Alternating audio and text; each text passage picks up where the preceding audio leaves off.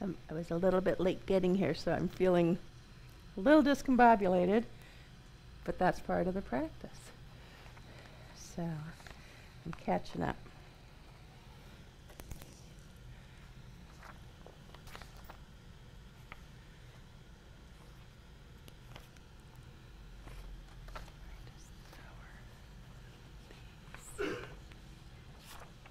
Here. We're going to give it, it's not quite 7 o'clock, we're going to give it a couple more minutes because the traffic was a little bit crazy out there today.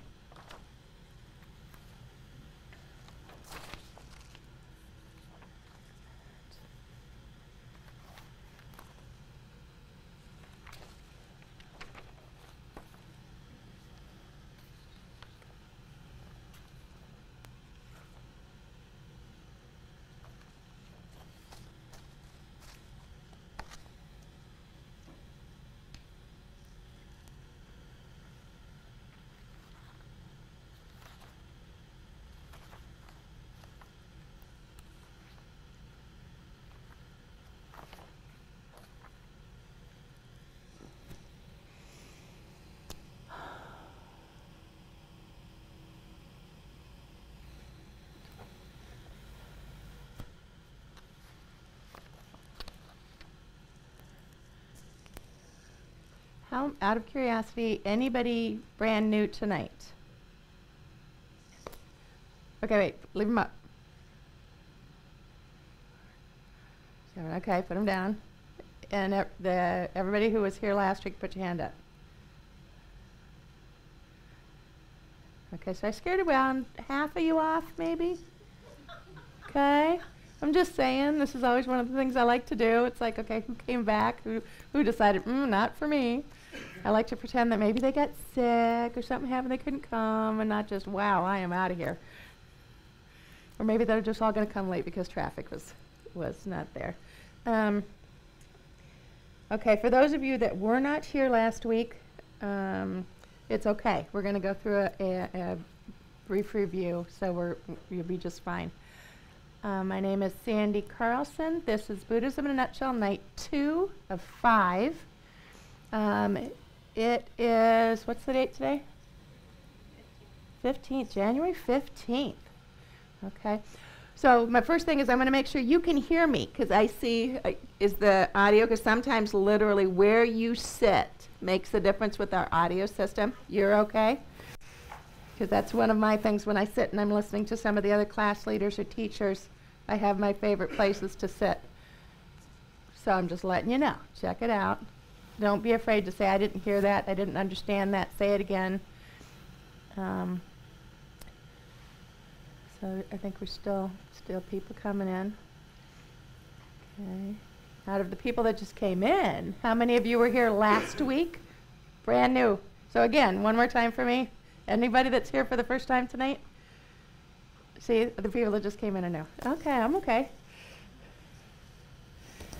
That's loud. No, I did not.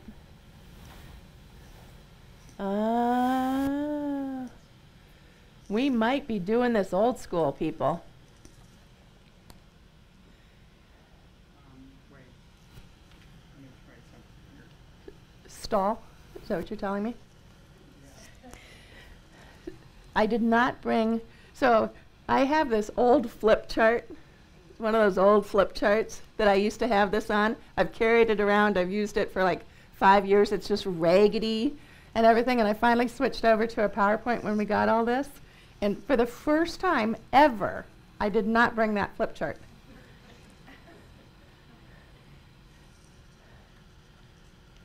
It just means I have to read more to you than.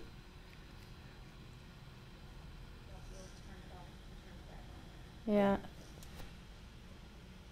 We'll figure it out.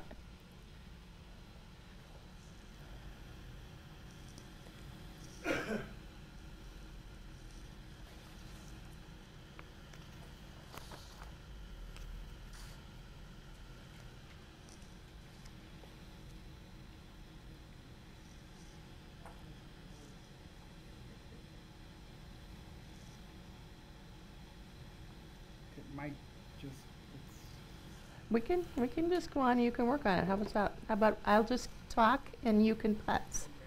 Okay. So this is Chris, just so you know. He is actually, say hi, Chris.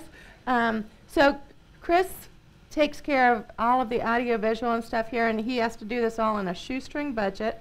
And if you ever go online to the Kadampa Center website, and we've got years of teachings and years of videos and years of these things, he's the one that's been doing it. So while we have a glitch here, that's okay. One of the things that we talk about is the fact that we offer all of this to, so we still have people coming in. So we will move on. Just come on in. It's okay, we're just getting started. We've been stalling. There's even more people coming in. Were you here last week, or is this first time? Just out of curiosity. Oh, I was here. Okay. I was going to say, I'm really scared a lot of people, but everybody's just coming in a little bit late.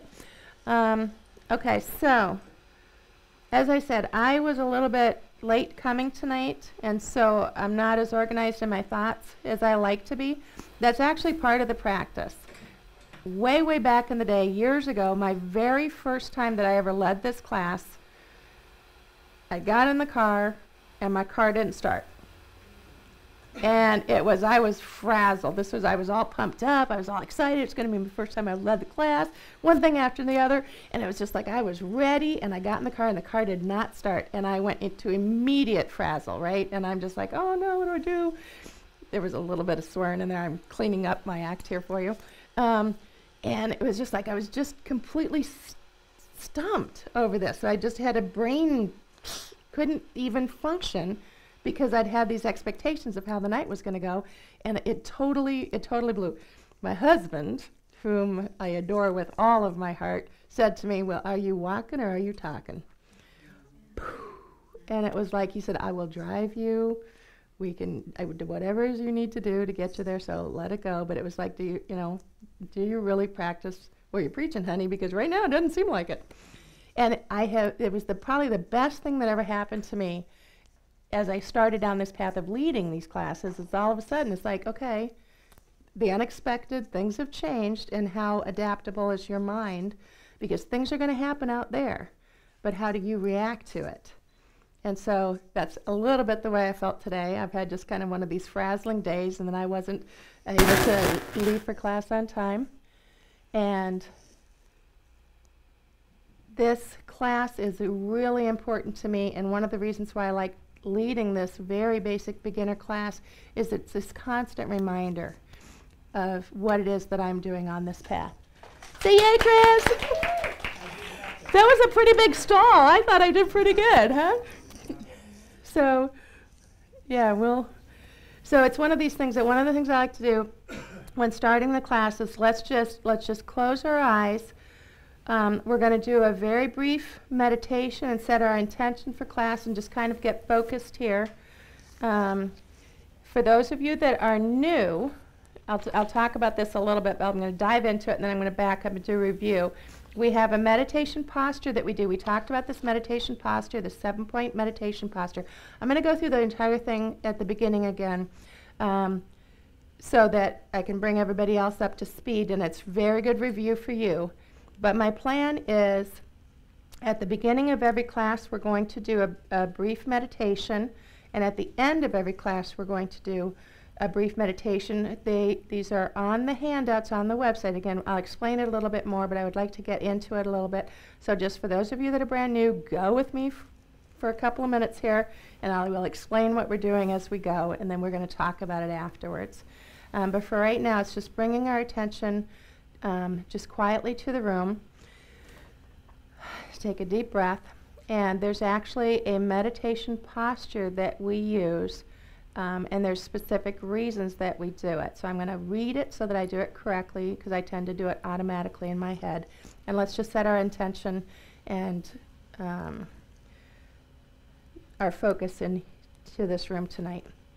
So the 7-point meditation posture, and the first thing is the legs. If possible, sitting with your legs. If you're sitting on the mat, feel free to check it out if you want to try. For those of you that want to try the meditation sitting down here and then get back up in the chair, go back and forth. This is a very open class. And so if you'd like to, if you're sitting in a chair, sit with your feet flat on the ground. It's nice to have a cushion if you're shorter. Put your feet on the ground. And then if you're sitting like Asia is sitting, she's got the perfect posture, so we're just going to admire for a moment. But sit, take your arms, hold your hands loosely in your lap. They can be on, your hands can be on your knees. We tend to do, we put our right hand in our left, put our fingers together to create kind of a teardrop, and base that just slightly below our navel. And what does that do? The reason for this is everything in this is very common sense. If we're trying to create a stable position so we can hold a meditation posture for a long time, when we do this and we have our arms kind of akimbo, it allows air to flow so that you don't get tight, you don't get sweaty. It allows air to flow around your body. Your back is very important. It needs to be straight but not stiff. If you're sitting in a chair, don't lean back. Just sit up just a little bit so you kind of tilted your pelvis and it's straight and fully upright. I kind of add the shoulders to the back when I'm thinking about it. You open up, push your shoulders back a little bit, and you're kind of opening your chest. That's allowing your airways to breathe a little bit. And for those who might be into this, we won't go into it. This opens up your energy channels. So it's just bringing your shoulders back, relaxing comfortably. Your back is straight but not totally stiff. Your eyes. In the beginning, it's very helpful. Sometimes people like to meditate with their eyes closed. If you're in a perfect world, your eyes are just slightly open, you know, not focused, but generally looking a little bit, maybe 3 or 4 feet in front of you. Why is that? If you're closed, your eyes, you can get sleepy. If they're wide open and looking out, you can get distracted. So it's just slowly closing your eyes just a little bit. Go ahead and close them if you need to right now. At the beginning, that's just fine. The next step is your jaw and your mouth. You don't want to be clenched because this isn't a force thing, so relax your jaw and your mouth. Your teeth may be slightly apart and your lips slightly touching. Your tongue should be resting lightly on the roof of your mouth just behind your teeth. It sounds very detailed. Why is that, Sandy? Because it helps to lessen the flow of saliva. Again, you're trying to create this position that you can hold for a long time, and everything about this position is something that allows you to create this more stable set piece so that you can let go of your body, let go of concentrating on your body while you're learning to work with your mind. Your head is slightly tipped forward, and again, part of it is so it's not upright to get the distraction. It's not totally down because you could snooze. It's slightly tipped forward. One of the little things I like to pretend is like maybe there's a string at the top of my crown that I'm pulling, and that keeps my head, the crown of my head, aligned with my back. And all of these things are again, this is just a stable position to help you to forget about your body a little bit and not worry about it as you learn to work with your mind as you meditate. And I'm going to do a very simple meditation. This is a guided meditation. And I'm going to switch, and I'm going to go to one of my favorites, and I'll explain why later. Okay, take a couple of just deep breaths. This is called counting the breath. This is a good technique for building your concentration. So first, calm your mind. Focus your attention on your breathing and breathe naturally. Focus your mind on the rising and falling of your shoulders and chest as you inhale and exhale gently. Allow your mind to settle, become calm and present, and ready to engage in meditation.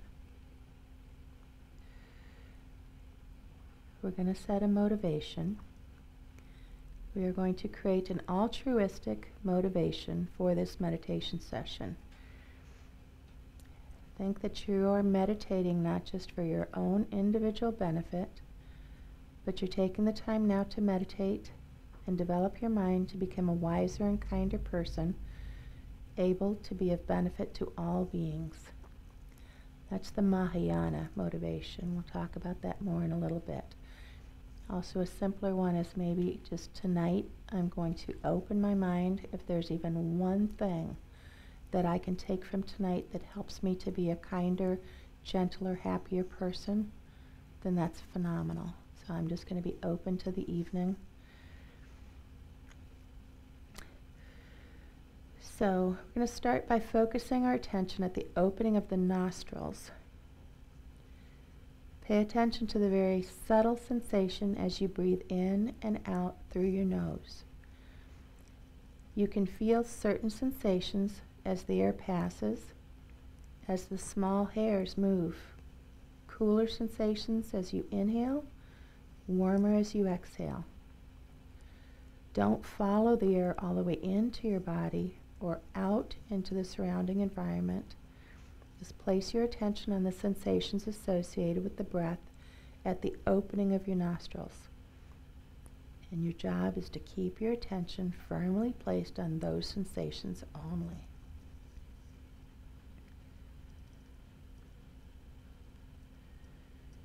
As you inhale and exhale, we're going to start mentally counting each inhalation and exhalation together as one. So in,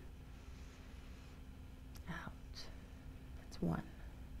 In, out, it's two. I want you to count from 1 to 10, concentrating on those sensations. When you reach 10, begin again at 1. If you become distracted, if your mind wanders and moves away from the concentration, then I need you to begin at 1 again. So I'm going to take 2 minutes. I'm going to be quiet for 2 minutes while you do this. Breathing in and out is 1. Breathe normally, breathe naturally. Make it to 10 and start over. For 2 minutes.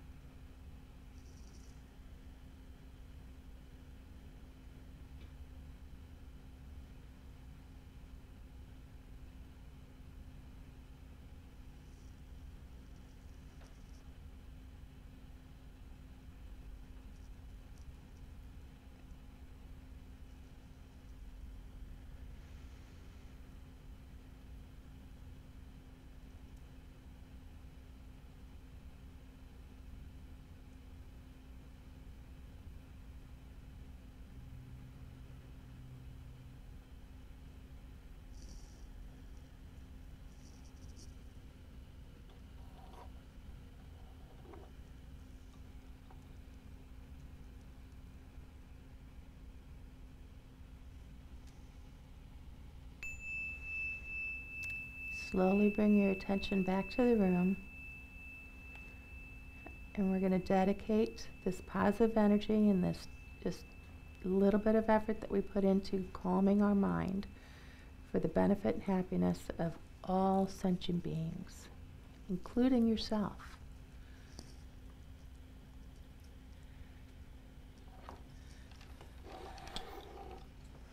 Okay, so has anybody in this room, was this the very first time you did a meditation? Couple of people. All right. I'm going to do a bit of a review, and we're going to talk about this, but for just a brief glimpse of meditation is the main tool that Buddhists use to look at our minds. And there's two different kinds of meditation: concentration meditation and analytical meditation. So I'm kind of coming in this way, and then I'm going to back up and review, just for those who weren't here, to let them know what we just did. So concentration meditation is, it's learning to start to focus our minds. We're focusing on an object. We're focusing on just one thing. In this case, it was the breath. We were counting the breath. Okay, so concentration meditation, a lot of times, people use the breath. They'll use a picture. They can use a light.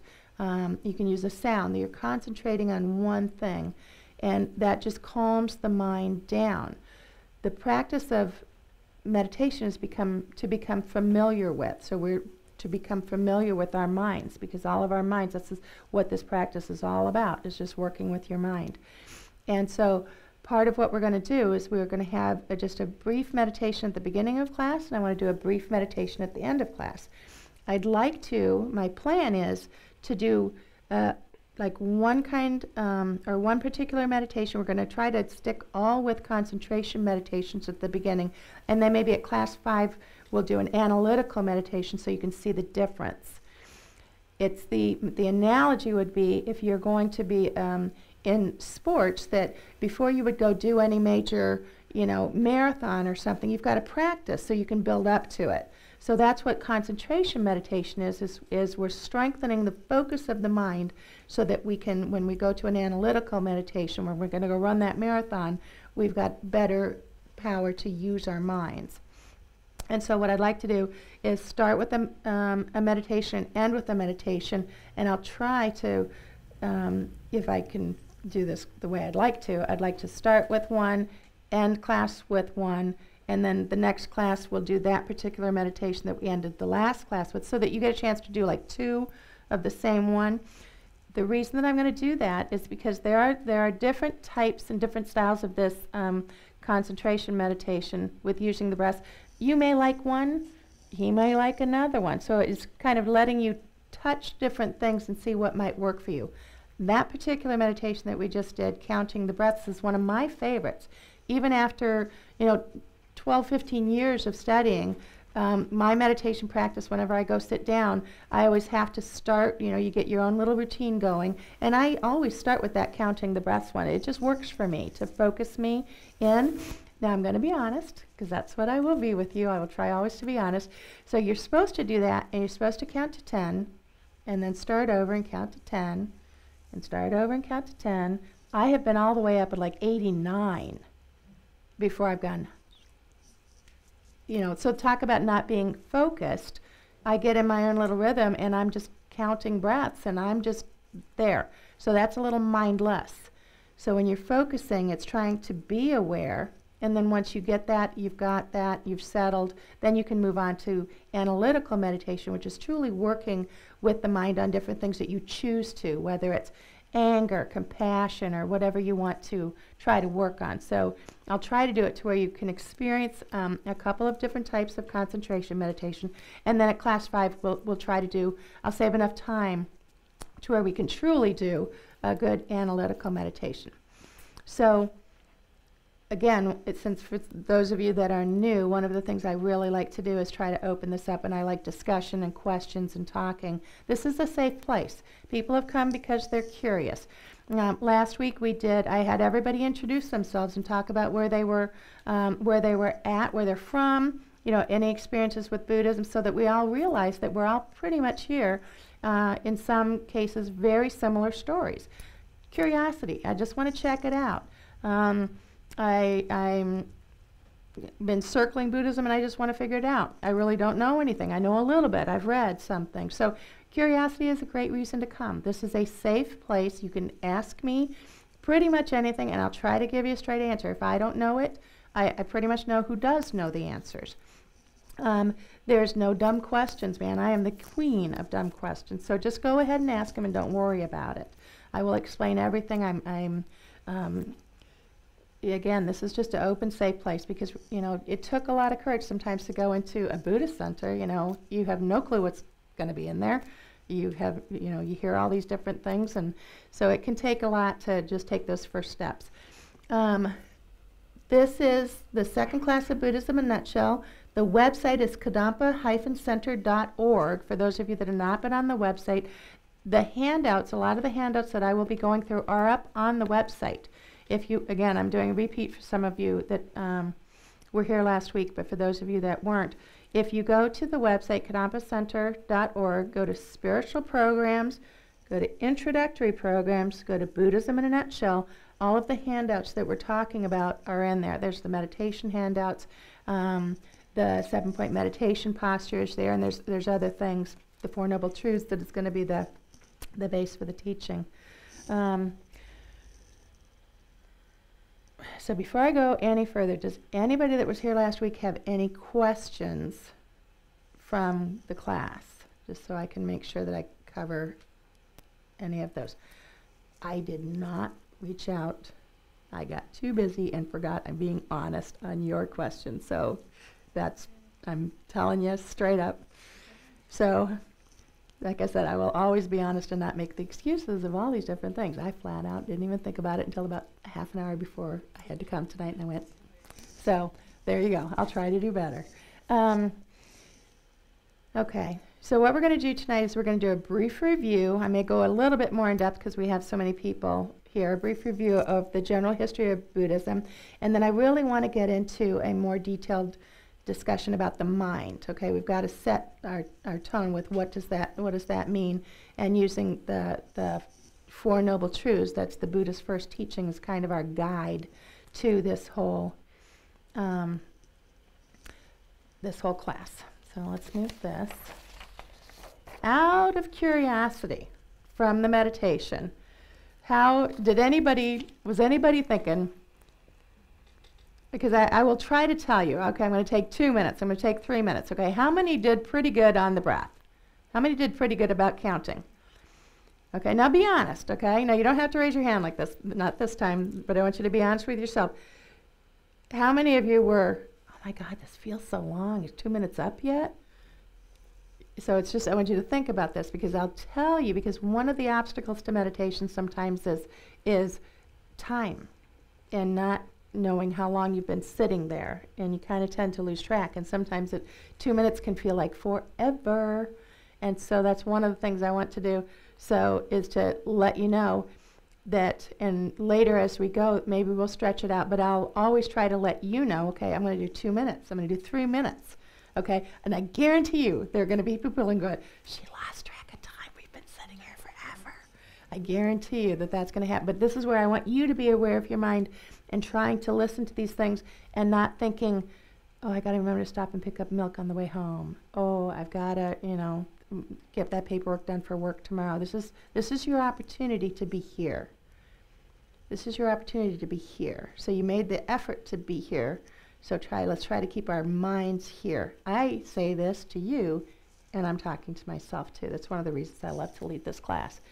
So, okay, let's do our brief review. And then I want to get into really more of the mind. For those of you that are new tonight, we have 5 classes. We get to kind of skip along the top of these subjects. We're going to be talking about the mind tonight, going into a little bit more detail because we just touched on it. And then maybe toward the end, depending on how fast we go, we might be getting into more of the concepts like karma and rebirth and some of these things. And then we're going to be getting into we'll go into those in much more detail in the 4th class, and then the 5th class we'll really get into some of the discussions about, deeper, what are some of those deeper concepts of emptiness and some of those things. But I just have the time to kind of touch on things, so we don't do any real deep dive in this class. So if we start to go deep, I'm going to pull us back up, okay? We have other classes for that. Okay, beginner course. Again, I'm just going to kind of run through this because people are here for the first time. So that brief history, I'm going to do it real brief. How about this? The Buddha was a man. He lived about 2,500 years ago, and then he died. And that was it. He was just a man. He is not a god. This is one of the first things I get out of there right away. He was a prince, Siddhartha Gautama. It was over 2,500 years ago. When he was born, his parents, the king and the queen, had a reading done over him. They'd had a seer come in and do this reading. And it was, and again, you can put yourself in that time frame. It was, he was told, the king was told that your son is going to be a great man. He's either going to be a great king or he's going to be a great spiritual leader. And like anybody else, we tend to want our children to grow up in our footsteps, right? And the king really wanted the prince to become a great king. So he sheltered him from a lot of the things in the world. He tried to keep him in this safe. We all do that with our children. We want them to be safe. We cocoon them. You know, we take care of them. We don't want them to see bad things or go through bad things. So he would lead a very sheltered life. It was said that he was a very introspective young man, a very handsome young man. The king had him get married early in life, again trying to kind of wrap him up in this cotton wool and control his life a little bit more. But like any teenager, like any young man, he snuck out of the palace. My kids used to do that all the time. So he would sneak out of the palace with his friends and go out into the villages. And he saw 4 sights. I'm going to really run through this quickly. There's lots of books. The historical facts are just, to me, kind of that straightforward knowledge. I really prefer the concepts and stuff. I'm not a Buddhist historian. But he saw 4 sights: a sick person, an old person, a dead body, and a wandering mendicant. Oh, another monk. Okay? And those sights bothered him greatly. It's those questions we all ask in life. Why does that happen? Why do people get sick? Why are people aging? You know, why do people have to die? Why do our loved ones have to die? What is life all about? These are all of those things that he was just churning on. And there just came this time where he just couldn't take it anymore. He had this life of absolute luxury, but he was really unhappy. And so he left. Now, we don't ever say that leaving your wife and kids and your house is the right thing to do. This is just what he did. So he went off. He went off and he studied with all of these teachers all around India. People kind of forget that Buddhism really started in India. And so there was all of these different teachers of all of these different, Hindu religions and all the different ways that they can do this. There were all these great teachers. And he learned and studied with all of these different great teachers and yogis. And he was learning a lot, and he would surpass them in knowledge, and he just kept learning, but he still wasn't finding answers. And so then he fell in with a group of these other men that were also seekers, also trying to find all of these answers. And he went from the one end of the spectrum of having everything to the other end of the spectrum of living this ascetic life, nothing. Some of the historical stories where they subsisted on 1 grain of rice. And so they were meditating and going through these practices and just really breaking it down and turning everything in the world off. You see these pictures of these statues and stuff where you can see like every rib in there, and that's kind of that portrayal of that period. So he went from one extreme to the other. And then there came the time that he, as the story goes, that he left the group and he went down and he was laying by this river, and along the water came this gentleman in a boat, and he was a musician. He was playing his instrument, maybe similar to a lute, guitar, that type of thing. And the Buddha noted that, the beautiful music that was coming, and the musician said, if the strings are too loose, they don't sound good, and if they're too tight, they don't sound good. So they have to be strung perfectly in the middle to get this beautiful sound. And so he had that kind of aha moment of the middle way. You can't have both extremes. You just kind of have to go just right in the middle. It's okay. Don't take it on either side. Again, I'm doing a brief synopsis here for you guys. And so just that middle way. I've done both extremes, and none of that is working. So what he did, there was a young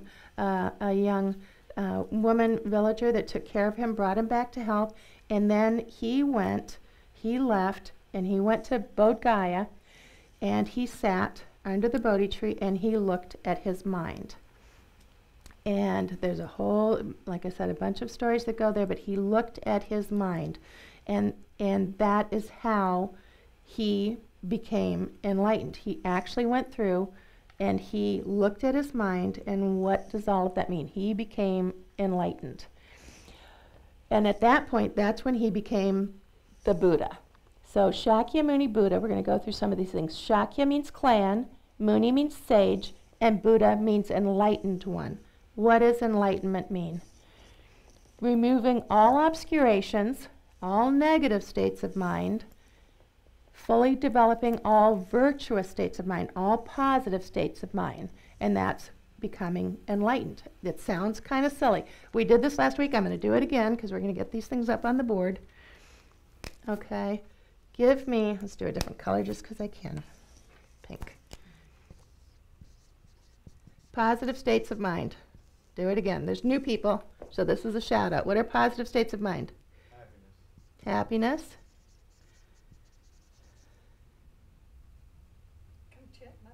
Contentment. Gratitude. Keep going. I'm sorry? Peacefulness. Fulfillment.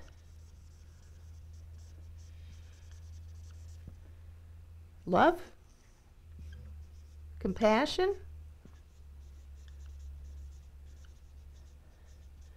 Okay. So now, that list could go on. What are some negative states of mind? Anger. Anxiety. Fear. Jealousy. Pessimism.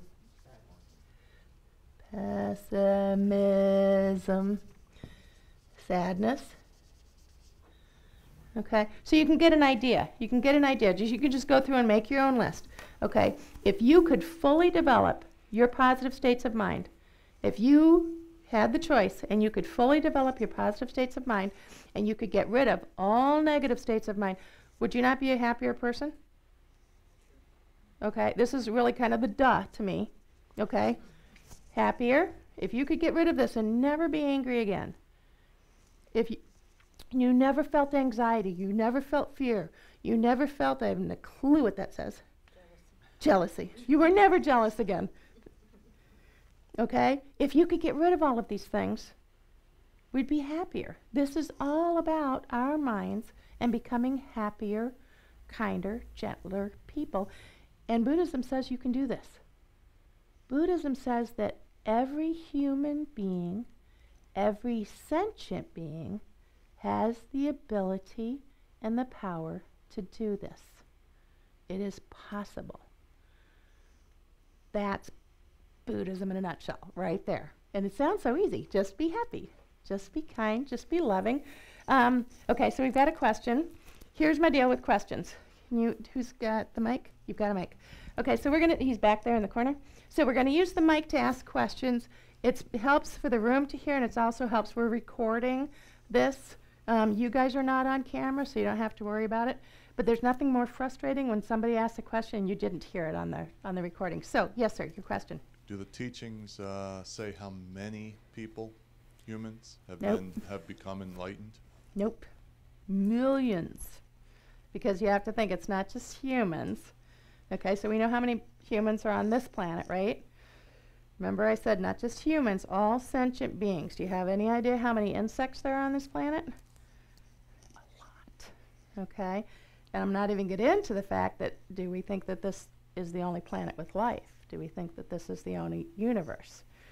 Okay, so it's... So the insects make a conscious effort to They have the ability.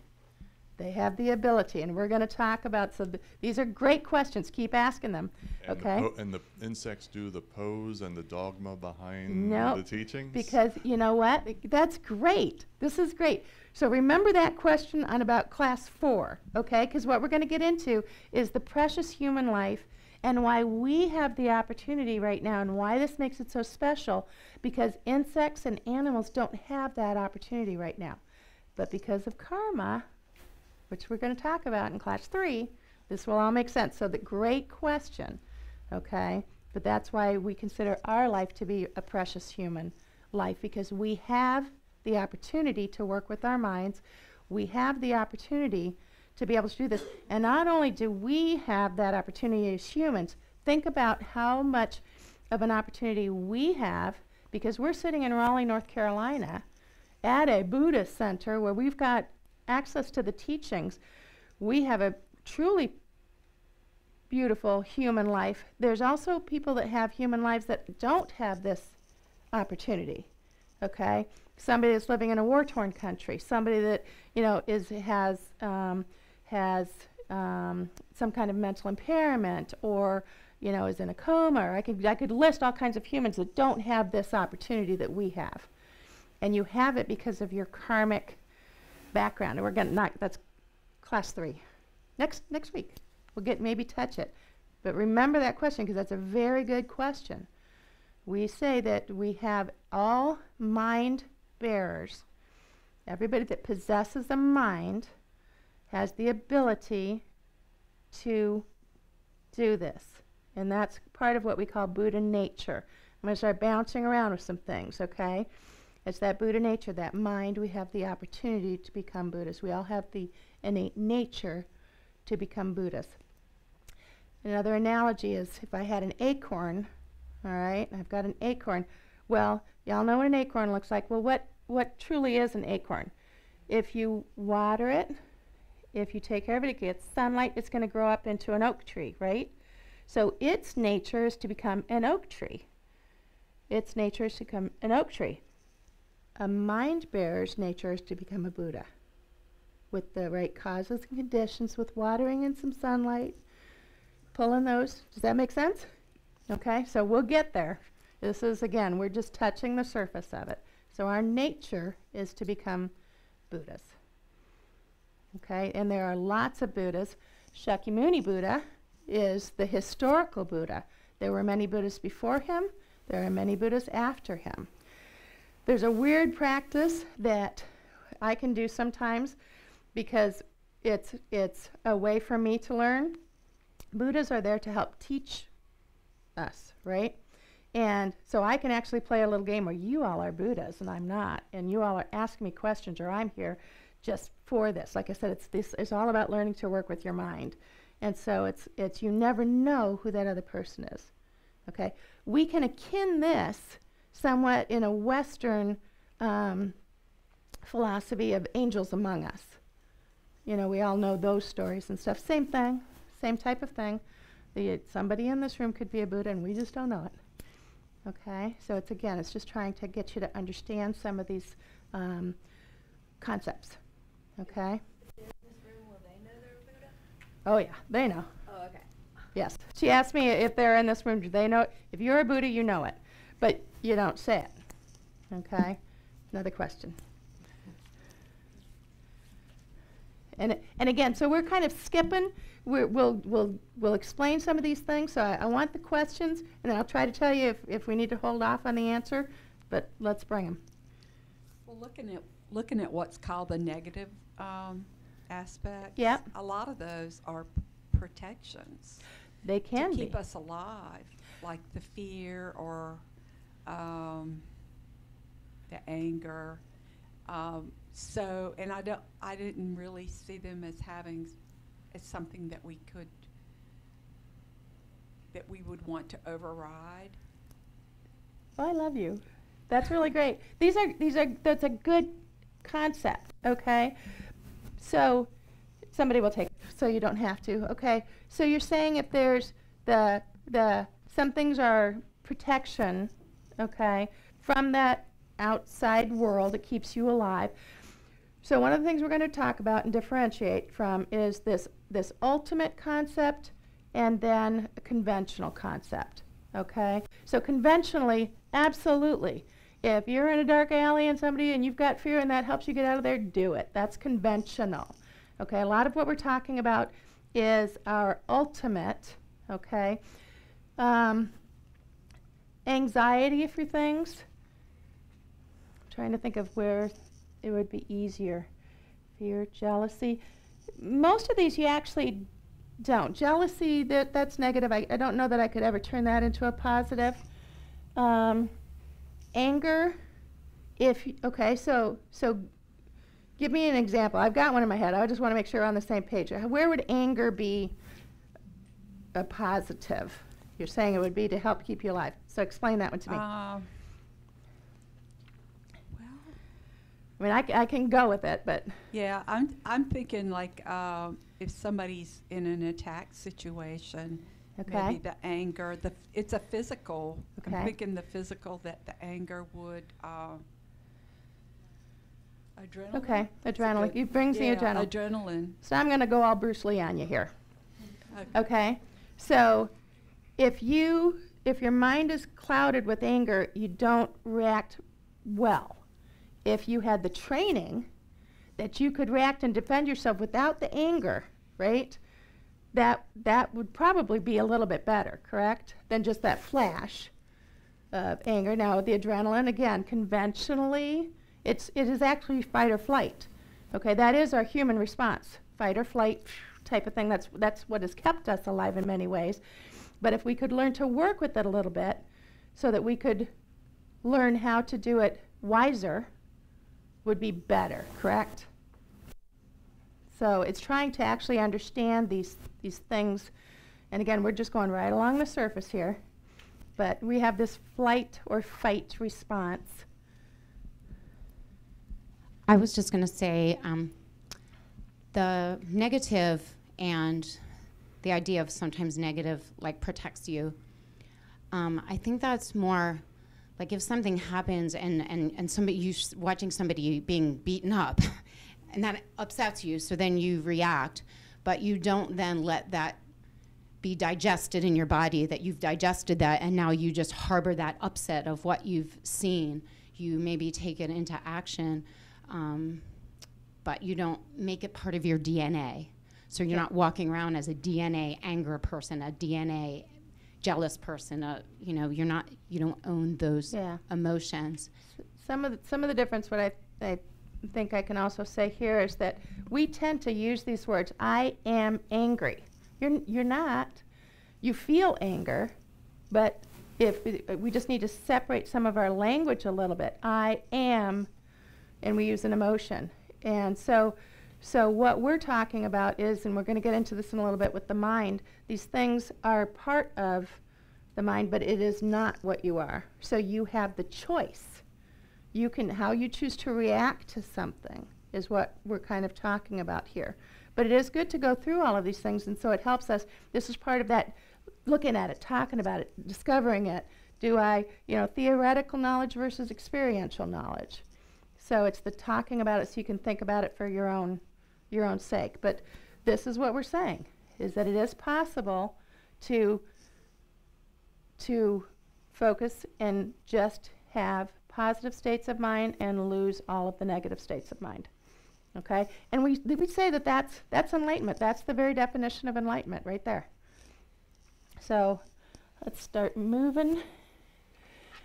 So since Shakyamuni Buddha was not a god, he could not get up after he became enlightened and he got this knowledge. He couldn't get up and go, oh, I'm just going to give this knowledge to the world and now you are enlightened and you are enlightened. He couldn't do that. He was literally just a man. So he did the next best thing. He became a teacher. The definition of a teacher, the reason I have that up there is because in a Buddhist perspective, the definition of a teacher is way different than what our Western definition is. Our Western definition of a teacher, in many ways you guys are thinking I'm the teacher of this class, okay? I'm not. I say that I lead the class because we're in a Buddhist center, so I don't like to think of myself as a teacher. There's a big difference in the definition. You go to your college professor, those teachers to gain this knowledge, and they're your teachers. In the Buddhist tradition, your teacher is a much more in-depth, way deeper meaning. If you have a student-teacher relationship, that teacher is responsible for you. You have to, we're going to talk about this more in class 5 a little bit, but you have a responsibility to that teacher. It's a much deeper relationship than our Western definition is. So again, one of the things we're going to do in this class is we're going to be working on definitions, because we have our Western definitions, our labels that we have all this baggage on or that we think of, and they're totally different than what we're talking about in Buddhism. So the teacher relationship is much different. But he became a teacher. He had students. Guess who his first students were? Those 5 monks that he originally hung out with when he was first did that whole ascetic thing. And they questioned, they saw him, they knew something was different, and it took them a while because he started explaining what he had discovered, and then they realized this is working for them. And so those were his first disciples. So he, not a god, just a guy, more similar to discoverers or scientists like Sir Isaac Newton and Einstein. He just had that kind of thing. Again, Buddhism is, in its purest form, is not a religion. It is a way of life. It's a philosophy. So the first major teaching that he did is the Four Noble Truths. We're going to get into that in a little bit. The turning of the wheel of Dharma. This is what they called when these great big teachings came out and really changed the world. These are terms that you're going to hear if you are reading about Buddhism or going on to any other classes. So turning the wheel of Dharma. What does Dharma mean? Dharma means that which protects, that which holds. Conventional Dharma is the teachings, the actual physical teachings. These, in these boxes up here, these are the 84,000 teachings of the Buddha. My computer, this PowerPoint is Dharma because it's got the teachings. This notebook is Dharma. It's got the teachings. This is conventional Dharma. This is this realistic conventional. Here it is. Ultimate realizations. The ultimate Dharma is those aha moments that you get when all of a sudden you get something. Oh, that's what that means. So when all of a sudden it becomes real to you, that you kind of own it a little bit more, that's those aha moments. That's ultimate Dharma. That's when you kind of get it. Those are the aha moments. You're going to hear conventional and ultimate a lot. Conventional is this real world here, and ultimate is that aspiration. This is what but the major takeaway here is everything in Buddhism, every single thing in Buddhism is about your mind. All of these prayer flags, all of these tankas, all of the symbolism up here, all of these statues, everything here is about how to work with your mind. And your mind is different than your mind is different than your mind. So this is about you learning to work with your mind. And how do we do that? How do we do that?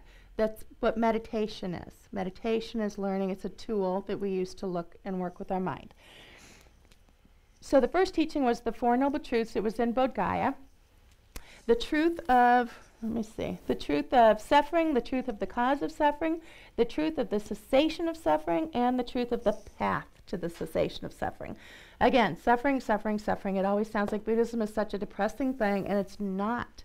These monks and these people who study this are some of the most joyful people I have ever met. You can turn this around and say the truth of happiness, the truth of the cause of happiness, the truth of how to get happier, and the truth of the path. So this is the Four Noble Truths. And again, this is going to be the basis of the entire class, is this first thing. We're going to get into that. But once he taught this class, that's when it started spreading. I'm going to have to start moving faster. Spreading India, Sri Lanka, Asia, Southeast Asia, China, Japan, Tibet, all of these different places that Buddhism went into. And like any other philosophy, like any other thing, once it goes into an area and a culture, it will start to take on some of the trappings of that culture. That's why you see some of the different things. Like over in like Thailand, you'll see the Buddhas with the more pointier hats, or China has some of the chubby Buddha, the happy Buddha. So it's all comes up from cultural, socio-geological aspects of these areas. It just the core is all the same. I don't care what the looks, the different colors. Zen is very soft and green, a little bit quieter. Tibetan Buddhism is all about the bling, okay, and the colors. So it's only cultural differences. The core of Buddhism is always the same. The different strains of Buddhism. Theravadan, Hinayana, Theravadan, Individual release from suffering. That's what nirvana is. Individual release from suffering. It is not enlightenment. It just means you yourself are released from the suffering. The Mahayana tradition is not only nirvana, but you reach this full enlightenment. They're both the same. They're both very similar. You can look at this where you can practice these both together, because if you're going to become a lifeguard, you have to learn how to swim before you can save somebody else. So they're both very similar. It's just different focuses. Tibetan Buddhism, where we are, there's 4 schools. All of them are found here in the West. They were founded over in Asia, but they're all found. You can find them here. Nyingma, Kagyu, Sakya, Gelug. Gelug, the spiritual leader of Gelug is the Dalai Lama. Now, why is this important? Okay, we're going to get into lineage here. It's very important in Buddhism that the lineage, what the teachings are, literally, our teacher, Geshe Gelik Choda, we have 2 monks here that are advanced students, 30+ years over in the monastery. Geshe is a title, and one of them is Gelik Choda is his name. He's our main resident teacher, and Geshe Palden Sangpo. So we have 2. We're fortunate to have 2 Geshes here. Geshe is a title, kind of like doctor. And Geshe Gelik is not only a Geshe, he's a Larumpa Geshe, which is kind of like summa cum laude. So Geshe Gelik can literally tell you who his teacher was, who his teacher's teacher, teacher's teacher, teacher's teacher's teacher, okay, and take it all the way back. And the way that they do this lineage, it's an unbroken lineage directly through the Dalai Lama, directly back through to the Buddha. This is called the lineage, okay? Why is that important to us?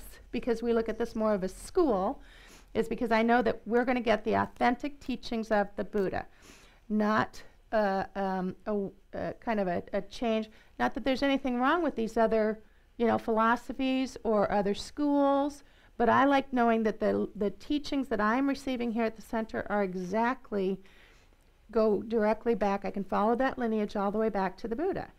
It's no different than you're going to become an engineering student. You're going to look at those colleges that are really MIT. You're going to look at the places that really have that focus that you want, okay? So you're going to pay attention to what the lineage is. Those different schools just have a little bit different lineage, okay? Does that make sense?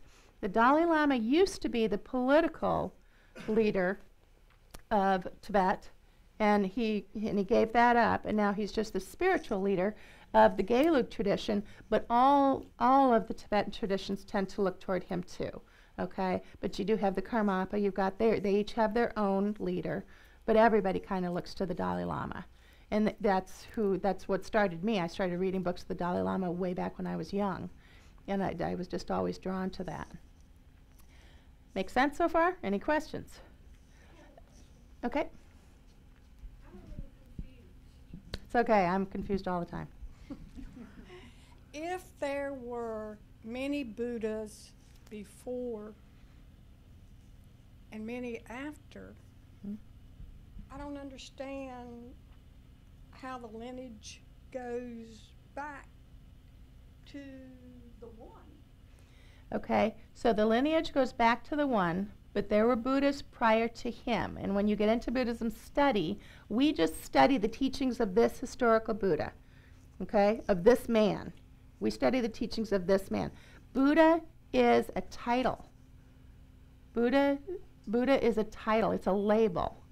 It doesn't mean a person. We tend to say the Buddha, right? But in all actuality, Buddha means enlightened one, and it's a title. It's a description.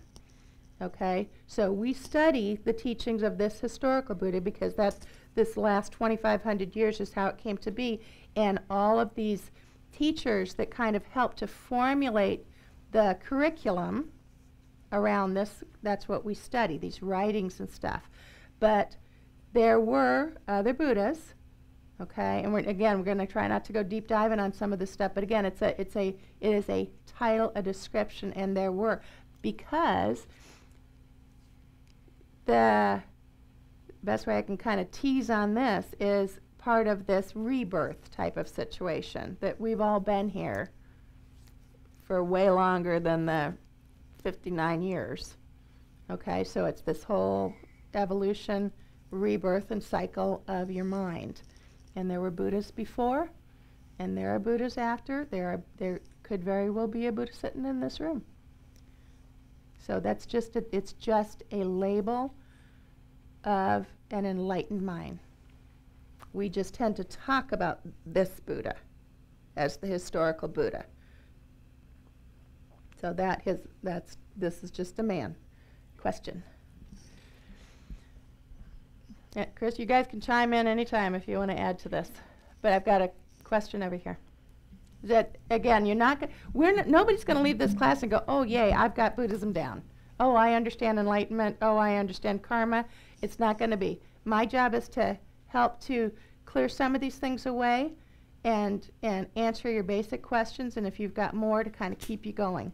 But keep asking these things, and hopefully we can touch on it, and then slowly, hopefully by class 4, you might go, "Oh, aha, okay, I get that." Go ahead. So just wanted to follow up on your question. If I'm understanding the distinction right, there were other Buddhas defined as enlightened minds before the historical Buddha, but those enlightened minds did not share teachings. Not in the context of what we study, okay? But they did have teachings, but this was all kind of wrapped up with a bow by Lama Atisha and Lama Tsongkhapa, just in our, I don't want to say lifetime, but in our ability to understand. That's part of what, there's times where we have this opportunity where the Dharma is strong and the Dharma is growing, and actually we're kind of in a waning.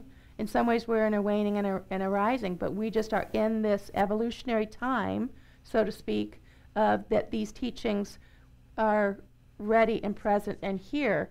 But just like the earth and the teachings and all of the things that came before Christianity, all the things that came before all of these other philosophies and stuff, there was something back then too. We just have this little kind of bow around these particular teachings with the Lam Rim, which we'll talk Available about. teachings. Available. They're available to us in a language that we can understand. Another question over here.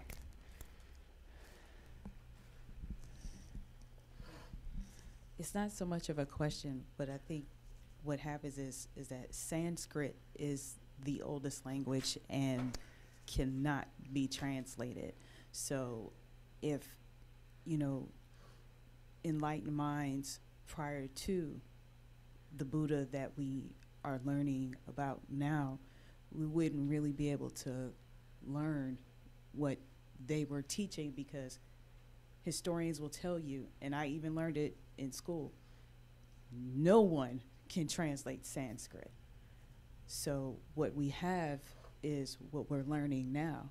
So like she said, Buddha is just a title. There are definitely other enlightened minds. We just wouldn't be able to translate what those teachings were or what they were talking about until Buddha, because the language was, you can't translate it. Yeah. Yeah. Okay, so everything is about the mind, developing positive states of mind, removing negative states of mind, and that's the definition. Developing these positive states of mind leads to happiness, removing negative states of mind that cause suffering. Okay, so we talked about some of this already, and now I want to get into the mind. And let's go here. Okay, so the definition of the mind. Let's go here. Non-physical, the mind is not the brain. It is not the brain. This is the Buddhist perspective of this. It is not the brain. It is clear, like a clear sky, clear lake, a mirror, aware. It has 6 senses. We kind of talk about the 5, sight, sound, smell, touch, and taste. We're going to add mental awareness. The function of the mind is to know, and it has no beginning. So what does that break into? Synonymous with the word consciousness. It is not physical. It is not the brain. It is not the soul, this Christian idea of a soul. It is all of it, the entire spectrum of our inner experiences, intellect, thought, concepts, feelings, emotions, subconscious, your unconscious, your spirit, whatever you want to call this. your instinct, intuition, all of these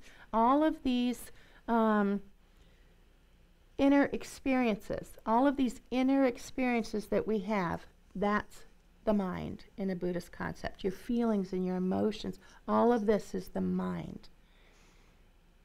So again, we're going to talk about this for a little bit because it's like, okay?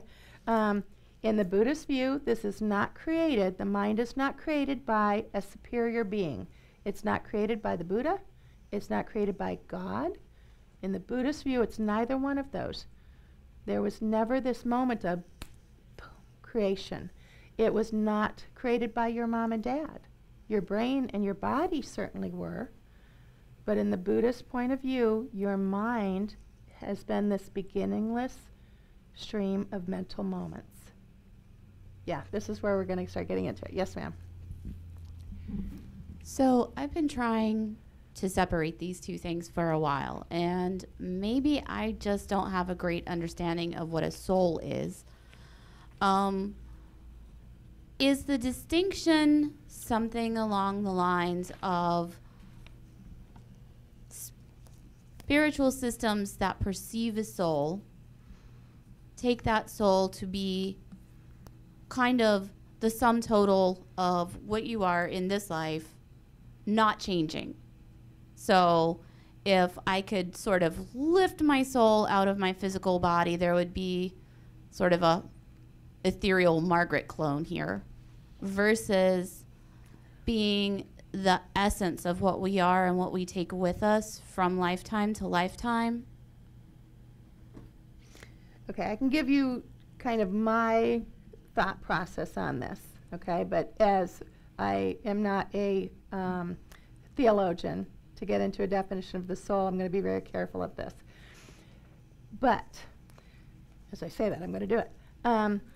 The soul, when you think about the soul from, this Christian Western world, it is that essence of Sandy. Okay, so I'm just going to use myself for this.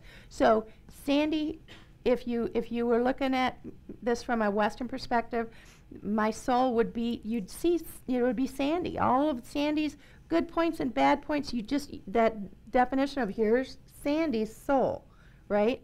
Good and bad are all there. It's all that definition of there's Sandy.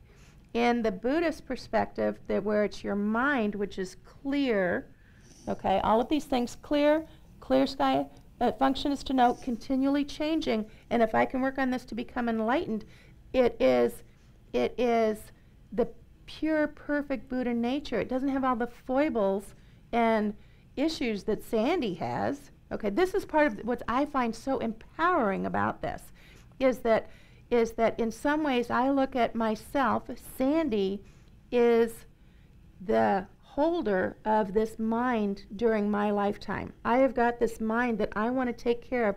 It's kind of like that environmental message. We want to save the world for our children, okay, or for those that come after us. That's kind of the way that I think of this, is Sandy is the bearer, the holder of this mind, and I'm going to pass it off to the next holder, and I want to do the best thing I can. I want to set that mind up and that being up for a better life next time, because I do believe this, okay? So I kind of look at this as I've got that opportunity to hold this mind, to clear up some of this stuff and give that a better start.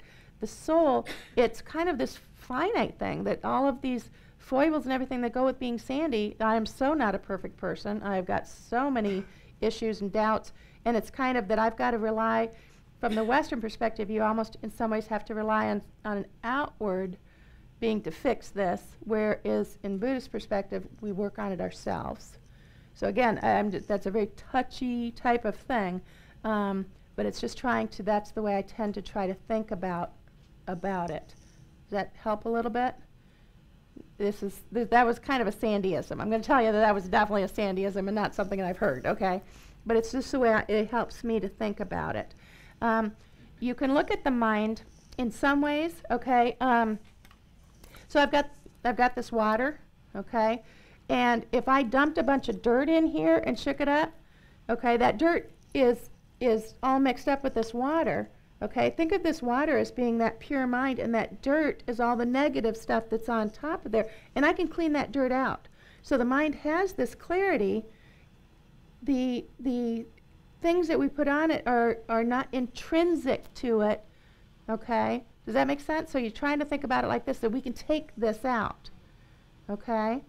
And so then also you can look at this, that the mind, okay, it is agitated by all of these outward things that happen, okay, when if we can just stop it, it will fall back into its natural state. Okay, so this mind is this, again, I'm just going to try to work, and the fact that we have the ability to work with our minds. We have the ability to change our minds. And I'm not saying changing our minds from I want to go to this restaurant instead of that. I'm talking about we literally have this opportunity and the ability to work with our mind to become a nicer, kinder, less angry, more loving, less jealous person. We can do this.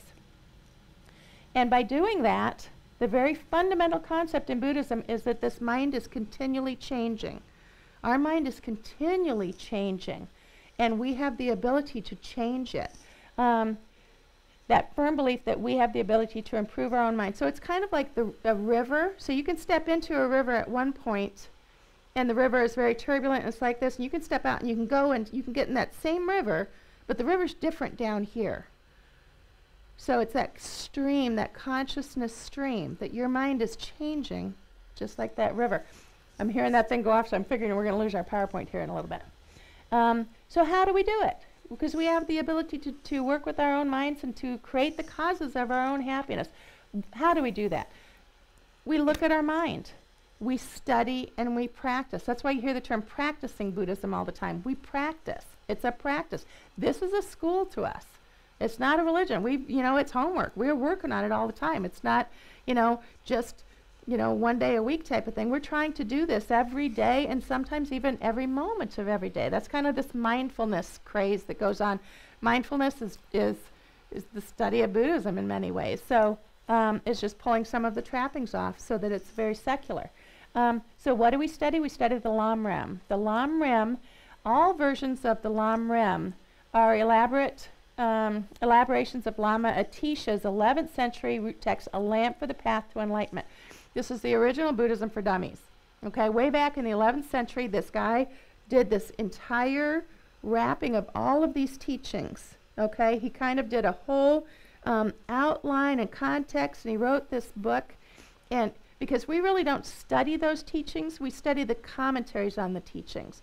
And the main commentary, especially from a Tibetan Buddhist perspective, is the Lam Rim. And so we have out in that library, the bookstore, you're gonna find, 10 different commentaries on the Lam Rim. And again, it's just an organizational chart of Buddhist teachings. And it's a step-by-step graduated path. Literally, do this, do this, do this, do this.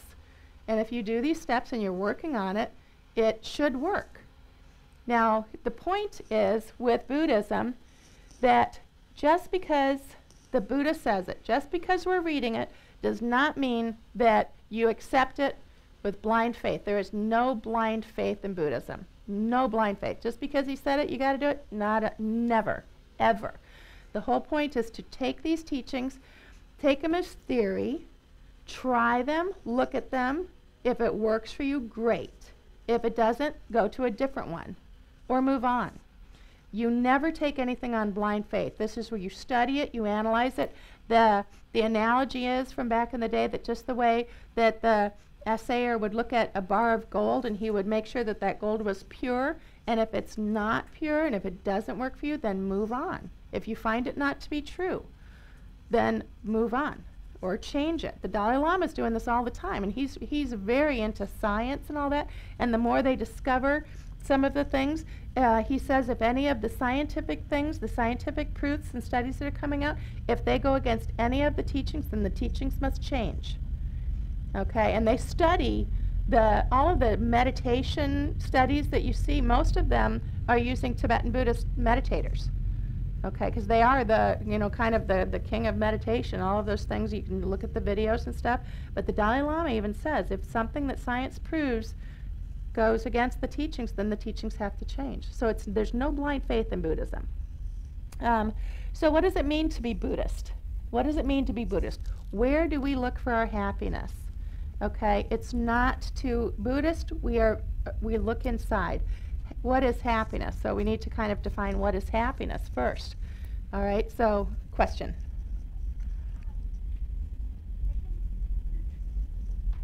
This is trains. We will be dealing with trains. Right. So you said that if the scientific theories disprove or they contradict what has already been set in place, what if later on then the scientific theories are disproven themselves? Well, that happens. So that's what happens with science. It'll go along and what is science? It's, theory and testing and theory and testing. And so things change because of science, but then there's more theory and testing and maybe it'll change back. I mean, this is the more that we discover. They've reclassified Pluto how many times? So theory and stuff will change, but that's part of what I'm talking about. This is a working hypothesis, and you need to study it, don't accept it, test it, and the more, they're actually finding that the more that science is finding, the more that Buddhism is kind of working. But again, it's going to change. Science is as an exact as it can be, but science itself is always changing because technology is advancing and things, they can look at quantum physics now. They couldn't do that, so many years ago. Does that make sense? Did I answer? Yeah. I'm just wondering, is anything in the Buddhist faith, does that ever do you ever accept anything just on faith, or is it all philosophically kind of ingrained? Okay, so do you ever accept? So there's no blind faith. There's different kinds of faith, though, okay? I've been working with Geshe Gelek for 12 years now, and I have faith in him and his teachings. So if he says something that I don't quite get, which happens all the time, okay, I will trust in him. I will have faith that he knows what he's talking about, that I just don't get it yet. So I have a kind of a, it's not blind faith, but I've got to trust, I've got a faith in him that, I'm going to give that a try. Because I've been working with him long enough now that I've got faith in him that, okay, that's going to work. And if it doesn't, then I can talk to him about it, and then it's something else. So there's other things. Kind of like going into the supermarket, what is going to work for you? Because your mind and my mind are totally different. Okay, so it's just one of these things. Every mind in here is different. There may be a group of us that really likes the counting the breaths meditation. There's a group of us that think that's the stupidest thing ever. Okay, so, but there's no blind faith, but there is kind of that trust faith just from experience. Does that make sense? There's actually, I'm not going to get into it, but there's actually 3 or 4 different levels of faith. But there's never blind faith in Buddhism. Make sense? So what is happiness? Let's talk about what is happiness. Now again, we have conventional or temporary happiness. I'm probably going to be getting a new iPhone pretty soon. That's going to make me temporarily happy, right? Until I have glitches with it, and then I'm going to have problems with it. What else? What are the things that make you, we talk about making you happy. We have this in our Western culture all the time. I'll be so happy if I get that new computer. I'll be so happy if I get that new job. I'd be so happy if I would get a new boss. I would be so, just think about it, it's all out there, isn't it? If happiness was really out there, then we could define it, and then if I could have everybody in this room get that one thing, we'd all be happy, wouldn't we? So we read it all the time in the news that some rich person, they're not happy they committed suicide or whatever. So happiness obviously isn't money. Could it make my life easier? Absolutely. I'm not saying that. But that's the temporary happiness. Okay? That's conventional happiness. If it was really out there, then just by having that one thing, we'd all be happy. We could just do it. So where do we look for happiness? What is happiness? Is it freedom from suffering? Really? In the bottom line, freedom from suffering, to just never have any of that happen? I'd be really happy about that. So it's where do we look for happiness? Buddhists look inside. We're not looking out there. Now, it's not to say we're not going to enjoy all of this stuff out there. We're going to talk about that in a little bit. It does not mean giving everything up. In fact, it means I'm going to enjoy it even more because I appreciate it and I understand it even more. Okay, so it doesn't mean giving everything up. It just means that I know where the happiness is and I know how to work with my mind a little bit better, and I'm working on it. So that if I don't get that new iPhone, next week, I'm not crushed over it. Or if I get a piece of chocolate cake when I ordered carrot cake at the restaurant, I'm not going to be upset over it. It's just that kind of ever-changing. How do you deal with some of these things? The Four Noble Truths, we're going to go through some of these real quick. I'm going to put these up now so we can get over there and talk about it. So again, we talked about this. The Four Noble Truths is the first teaching that the Buddha gave. And it's really, you can wrap up everything in this teaching. Okay, the first noble truth, the truth of suffering, admit you're sick. You just know that you've got to work on something, right? Second noble truth, the truth of the cause, you get the diagnosis. It actually gets kind of laid out. You get that diagnosis of what it is. The third noble truth, the truth of the cessation, you get the medicine. And then the fourth noble truth of the path, actually take the medicine. Let's just simplify some of these things. I know I'm chubby. I know I need to lose weight. I know it. All right? I can get the diagnosis. There's a lot of reasons that I'm chubby, besides the fact that I just don't do a lot of things. I had a lot of medical stuff. The medication did this. I can have all the excuses in the world, but I'm going to get the diagnosis. You know what? The diagnosis, and then I got the treatment. Go to the gym, stop eating so much. Okay, start working out. And now I actually have to do it. I know that I need to lose weight. I know it. But now I have to actually do it. Why is it so hard? Everything in your life actually can come down to these things. It's really a good methodology for starting to work with these things, right? We set an intention at the beginning of this class. In fact, we talked at the last class where I said try to set an intention for your day. If you remember, set an intention for your day and then dedicate at the end of the day. This was the start of a new year. So one of the things that we all did, how many people made resolutions? That was our intention for the year, right? We want to change these things. We want to change these things. In however many years you've been doing resolutions, New Year's resolutions, how many times have you actually achieved them?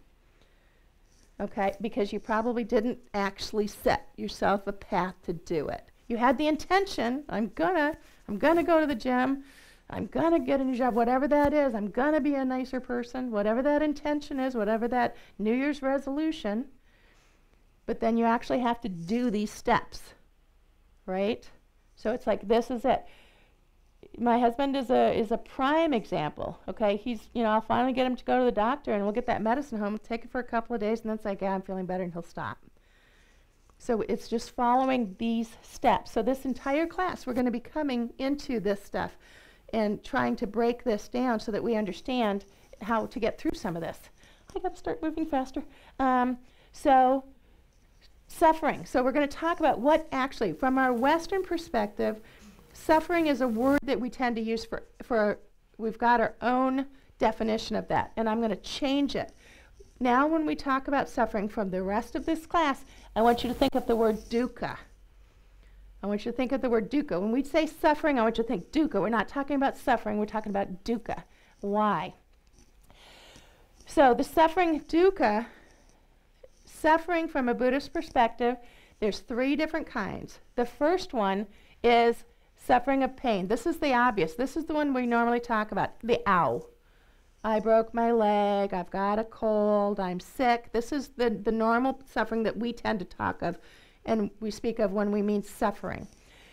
Suffering also means suffering of change, the anxiety or stress of trying to hold on to things that are constantly changing. This is your anxiety, okay? Why do we have anxiety? Because something's happening out there, right? Things are changing. It's usually changing. Something's happened to change. So it's the suffering of change. And this is more anxiety. These are mental afflictions, right? It's all about your mind. The pervasive compounded suffering. It's a basic unsatisfactoriness. That's a word. Pervading all forms of life becomes all forms of life are impermanent and constantly changing. This is really just life by its very nature is difficult, it's flawed, and imperfect. This isn't a judgment. It's just a fact. because we are living, we're suffering, okay? Our loved ones are going to die. We're all going to die. We tend to go through this life like we're not going to, but none of us is going to make it out of here alive. We're all going to have some kind of medical issues. We're all suffering from anxiety. Okay, we all have these different issues. This is one of the reasons y'all are checking out Buddhism and meditation, is because you're struggling with things most of the time and trying to figure out how to deal with things. So this is suffering. So it's not just the ow, it's all of the mental afflictions that we're going to talk about too. Okay, so when we say suffering from now on, I want you to think dukkha, so that we get that larger meaning of it. The truth of the cause of suffering. So what is that? Why do we suffer? Why do we suffer? Remember I told you at the beginning, or those of you that weren't here, I'm going to say it again. Buddhism, especially Tibetan Buddhism, is about lists. They'll have 10 of these, and 6 of these, and 4 of these, and 29 of those, and 32 of those. And it's a way of compartmentalizing so that we can, again, wrap our minds around it, and that we have this actual structure to work with. So the truth of the cause of suffering that they're saying is that there are 6 root delusions: ignorance, anger, attachment, pride, doubt, and wrong view. I'm going to spin through this. We'll talk about this a little bit more in class because I really want to get through at least this much and then do another meditation.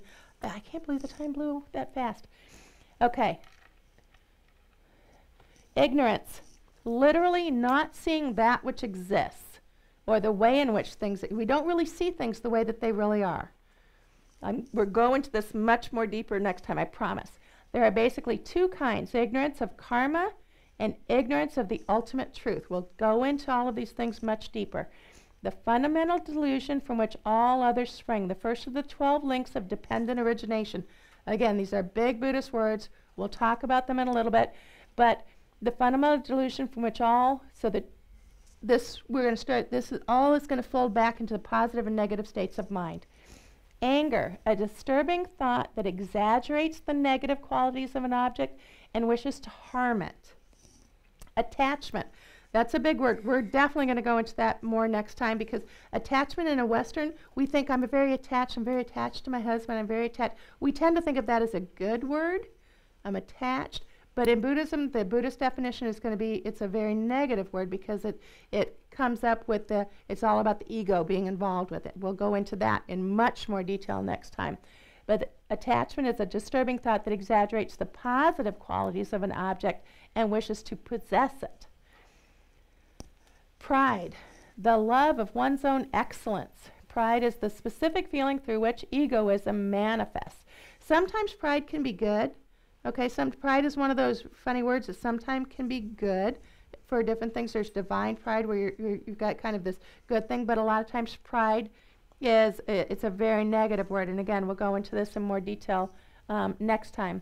Healthy doubt prevents us from succumbing to blind faith. So a healthy doubt is okay. Healthy doubt, you're going to check it out. That's okay. But doubt that denies basic truths severely impedes your development. Okay, so doubt can be a funny thing sometimes. Wrong view, any mistaken or deluded understanding that leads to suffering. Sounds like a bunch of we're going to go into this, I promise. In Buddhism, there are various ways of defining wrong views. The most common one is heresy. Okay, you know this, you've learned this, but you're going to teach against it. Confuse people, take people for your own agenda. Okay, those who would take the Buddhist teachings, start a school to get money. Okay, so that type of thing. Heresy, extreme views of the superiority. My way is better. Buddhism is better than anything else. That's wrong view. We have respect for all different spiritualities, all different cultures, all different religions, all different philosophies. So the views of superiority, of morality and discipline. I'm better than you. It's basically watching out for that wrong view. Okay, so wow, we're going to stop here. I just lost time. But we'll get into how do we stop this. And Nirvana, we're going to talk about karma.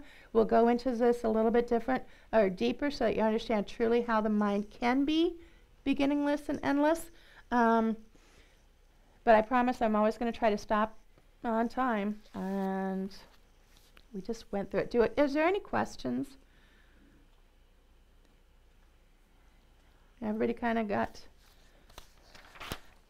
understood everything, right? Totally. Which one? Let's do.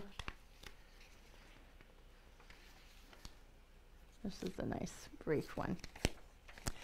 Again, part of this, going into just a brief meditation at the beginning and the end, is just how to start learning to work with your mind. The analogy I gave last time is that we're a mechanic working on a car that's racing down the freeway. Question in the back. Oh, go ahead. Thank you. Thank you.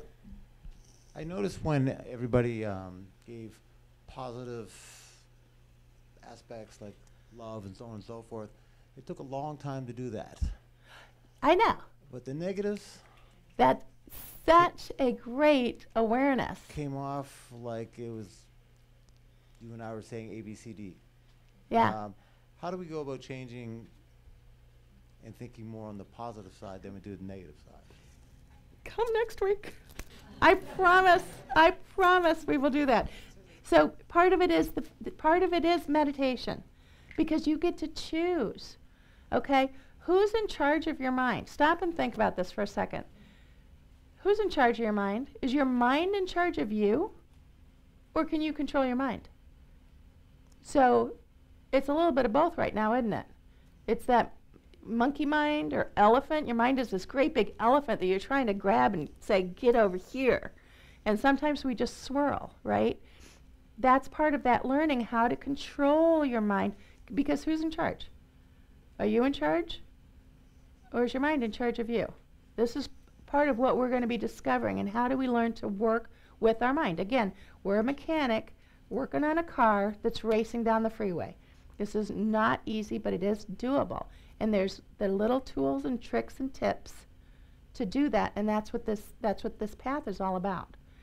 Okay, and learning these things. And again, we just we'll go through it. We'll get there next week. We'll talk about these things in much more detail, and I'll give you some of those little tips and tricks. Again, one of the things we talked about was setting an intention for your day. The first thing when you wake up in the morning, you get to decide what kind of day you're going to have. You may not be able to control what happens to you during the day, but you certainly can control how you react to them. Okay, so if you get up in the morning and say, you know what, I'm going to try to have a good day. I'm going to try to be nice to everybody, even that person who pisses me off at work. I'm just going to give it a try. At least I'm not going to yell at them. At least I'm just going to walk away. Whatever it is, just control it as much as you can.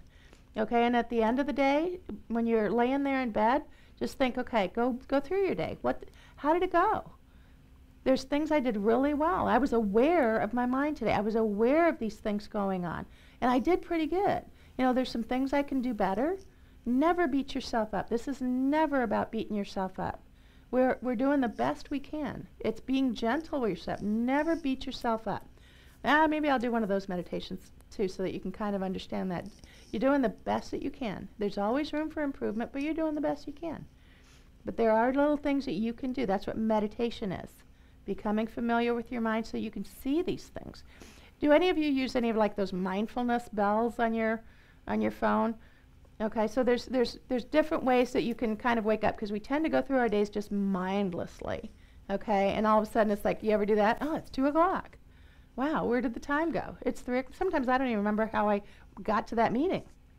It's just that mindless thing. So it's about trying to be more aware. If we're more aware of our mind as much as we can be, so there's mindfulness bells, there's different things. There's triggers. I'll use triggers, okay? The red light, that used to be a thing that would piss me off because I'm going to be late. I hit every single red light on the way here tonight, okay? But a long time ago, I learned that that's one of my triggers. And so I use red lights now. My thing is there's a 100-syllable mantra that, mind protector, we'll get through all this later. But I'll try to, now when I get to that red light, I'll start to say that mantra. It's a prayer, okay? A mantra is a prayer. And I will try to say that, and now it's actually, I'm trying to do this long prayer before that light changes, so I've actually turned this red light now, instead of a negative, Now I'm trying to, hold on to that red light before. Okay, now it can turn. So it's how do I change my mind to be less impatient? So I'll talk about that. But there's different things you can do. And it's these little, just like you're going to go to the gym. You're going to go work on your arms. You're going to go work on your legs. Same thing with this. I'm going over time. Okay, I did it again, so I'm going to do it again. For those of you that want to leave, go ahead and go. Class is over. Thank you for coming. For those of you that want to stay for a very brief meditation, but I always promise to end on class on time, and I'm 3 minutes over. So if anybody wants to leave, it's okay. It's really okay. Don't apologize. Just go. It's okay. And for those of you that want to stay, I'm having a fun time deciding what I want to do. This is shorter. I'll do this one. Very brief meditation. How many of you, raise your hand if you need me to walk you through the 7-point posture again? If you want me to do it, we can do it. If we don't, then we're just going to go into it. And all of these handouts are on, most of these handouts, now I have to clarify, most of these handouts are up on the website. So get yourself in that comfortable position. Just let the thoughts of the class go a little bit. Don't worry about anything. Just bring your attention and focus right into your breathing, your posture. Get comfortable and focus your attention on your breathing. Breathe naturally.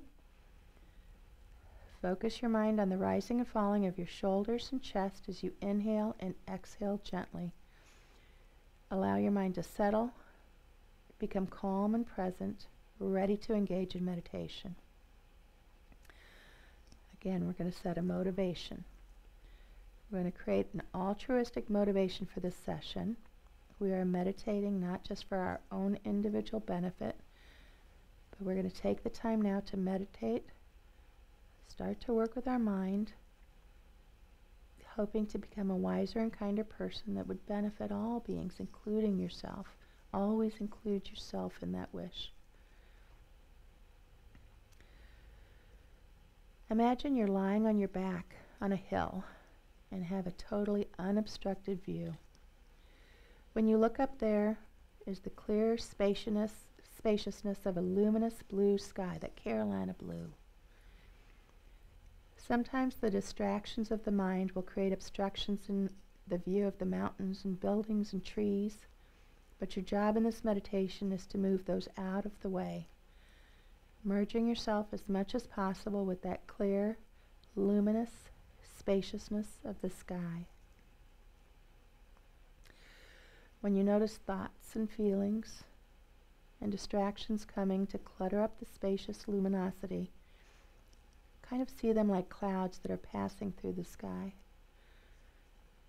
The clouds arise, they abide in the space for a while, and then they move and disappear. And the sky is once again clear spaciousness. It's the same for your mind. When these thoughts come, do not attach to or grab a hold of them. Just watch them. Like clouds, they have no essence. Let them go. Watch them pass away. And return your awareness to that clear, spacious, blue sky. Everything that arises, thoughts, emotions, feelings, and sensations, the experience of sound, smells, and so forth, has the nature of spacious, luminous clarity, formless, space-like, clear awareness. This is the pure nature of your consciousness. Totally relax. Stay like this for several minutes. This intense awareness of that blue sky. Think of your thoughts like clouds passing and let them go. We'll do for 2 minutes.